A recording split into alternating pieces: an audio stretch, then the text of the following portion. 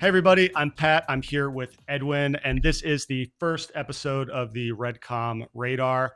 And we're very excited to showcase an initiative that we came up with. This is called the REDCOM Strike. Edwin, why don't you go ahead and tell us a little bit more about that? Absolutely, Pat. So the Strike is actually the Sigma Tactical Radio Interoperability Kit for the Edge. It's a little bit of a mouthful, but it's awesome. It's a great acronym, and essentially the need was a culmination of separate needs. Every time we brought something to an exercise or to a trade show to show anybody, it was always dependent, and we had a lot of these dependencies. We needed a network, or we needed a switch, we needed a computer, a mouse, even. So the concept was, as our engineering teams had released, technologies that actually compressed our radio over IP technology. In this case, it was the REDCOM PCIe board. The concept was, now that we can actually fit the ROIP within the confines of a PCIe slot, how could we get that further to the edge? And an easy answer was a laptop, but not a whole lot of technology kind of to the edge fit, right? As a PCIe or a PCI Express slot is more suited into the server side of the house. But while we were in a trade show in Germany, Pat went hunting, walking around with this PCIe to various vendors and go, "Can you fit this in an edge device? No.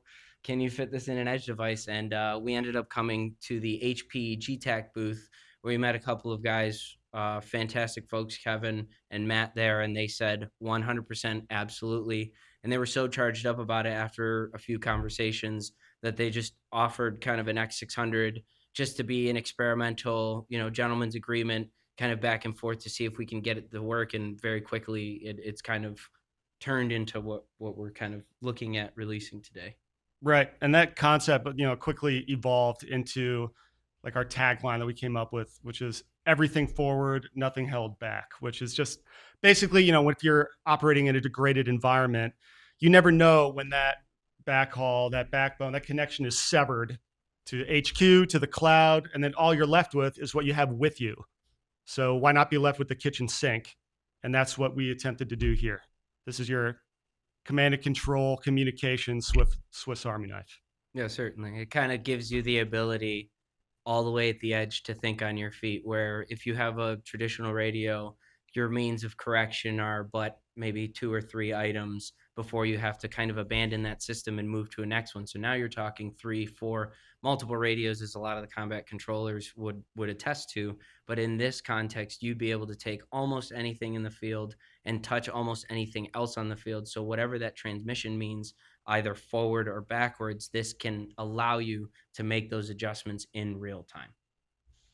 Yep. So basically, any hardware software interface required to connect to any communications endpoint or radio net at the tactical edge. Yeah. And that's not to say that it's, easy peasy lemon squeezy. You could take any radio, any ham radio you find on the sidewalk. It does take some pin out and some things like that, but any savvy comms technician out there in the field is going to be able to execute with this on a high level. From a physical standpoint, the X600 is a laptop. It's a laptop that a bunch of militaries have already fielded, both domestically and abroad. The ability of the X600 to take in the PCIe is just that added slot, but it's a very powerful instrument that's provided by GTEC. There's a ton of, I would say, dust and splash proof functionality on it. Is something that we're actually actively trying to work with GTEC to come up with a way to integrate more seamlessly, because the slots and the flaps open up, and that does expose a little bit of trouble for us, but it's something that our hardware engineering team and GTEC's hardware engineering team, I think, are going to solve as we get closer to productization of this device. Because again, this was a concept, an idea that Patrick and I had, something that we did on our off hours and weekends and kind of privately, just in the context of trying to keep the idea pure and trying to keep the concepts simple of just getting a radio ROIP capable device with monitor, keyboard, screen, all of the functionality that you need on a 12-hour battery all the way to the edge, and it can be quickly disconnected and reconnected. That concept stayed pure, and I think that does attest to the fact that we kind of kept it small, kept it simple, and then had kind of I would say, like a very simple product. It's maturing now, but Would you agree that that was kind of the core principles, and obviously the backbone hardware being that, great GTAC device that we were provided? Yeah, absolutely. So you had that ruggedized platform. I mean, that's something that, the XRI 400, one of our key products, it doesn't inherently offer. It's more of a scalpel, you might say. We kind of rely on the end user to bring other things they might need into that ecosystem, a router, a switch, whatever the case may be, which is fine. And they're happy to do that. This is more kind of like your one size fits all. So you can take it anywhere. It's rugged enough to do that. Then it has the interfaces to connect to all kinds of things, whether it's your analog radio interfaces, your IP radio interfaces, a terrestrial IP network, or now you're talking about, a 4G, 5G NIC, as well as access to, passing voice across SATCOM. You can do anything with that. So that's giving Sigma the ability to have those hardware interfaces to make those connections is something that's unique to this device. And then finally, this is a 8-core Intel processor with 128 gigabytes of RAM, 4 terabytes of hard drive space.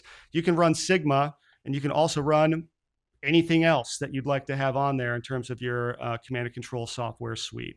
So, we've obviously played around with having a tax server on board, or certainly our sister company, ZKX. You can have that zero trust solution, peer-to-peer authentication server right on board next to your tactical communications.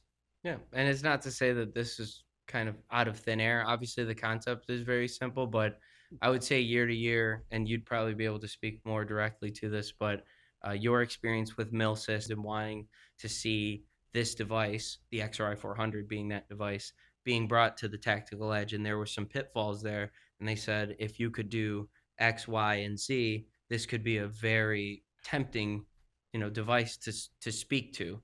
And I believe, year after year from that MilSys to this one, then showing this in the booth was certainly a statement, bringing their feedback, and I would say feedback of many others, and actually delivering on a product that's, commercial off the shelf, essentially, if we break it down to its baser components, but done in an elegant, intelligent way, if I do say so myself. Sure. And I think the main theme there is mobility, right? So that's a key feature that this brings to the table. So whether it's, our special operations forces operating in Africa or the Middle East or elsewhere, our allies in Indo-PACOM, or our coalition forces, NATO allies, I mean, they want mobility. They want something that they can throw in a truck that's not going to take a lot of space, and it's going to make those critical communications happen when they need to.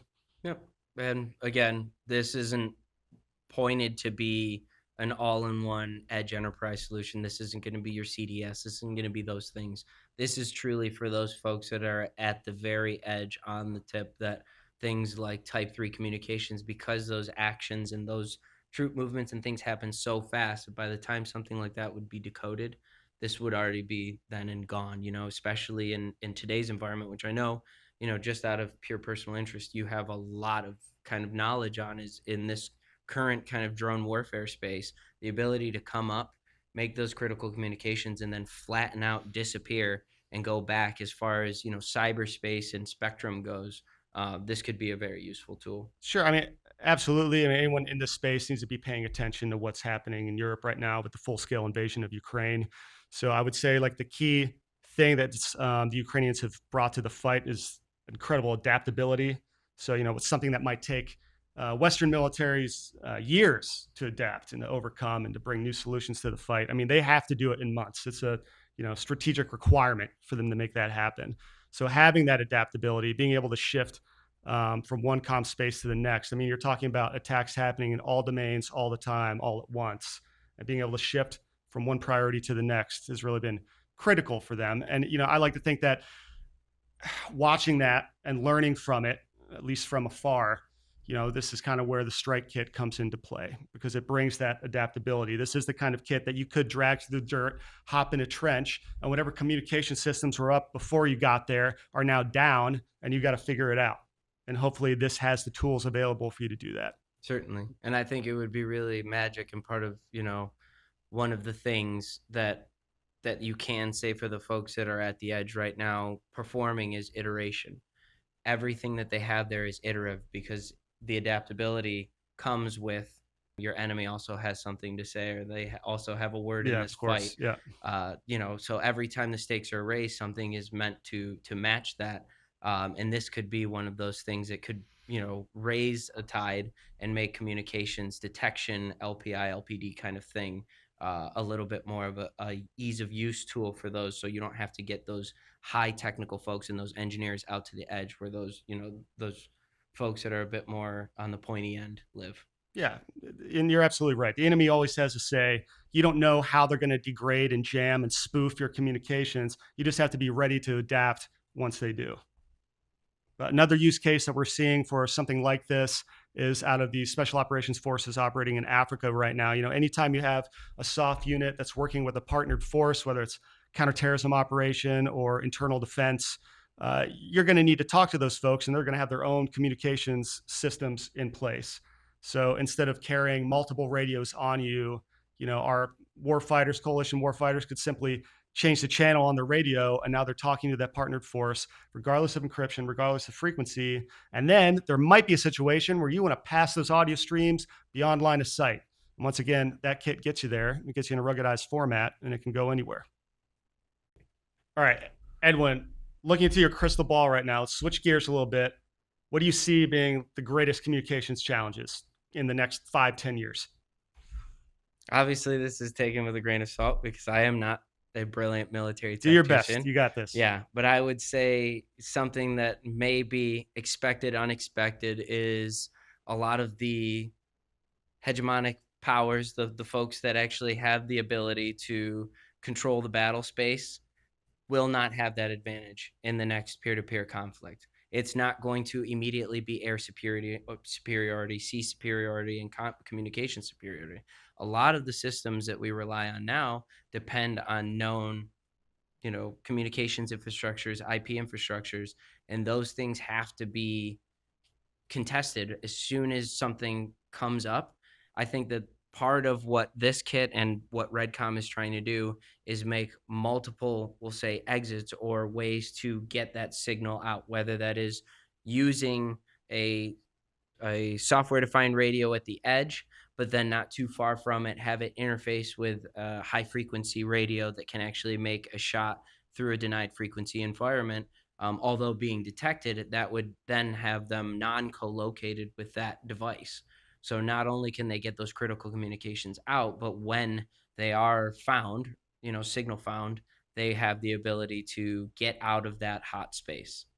And I'm going to shift a little bit from that question. I could say from the NATO side, one of the big interoperability challenges I think that we're kind of seeing from them.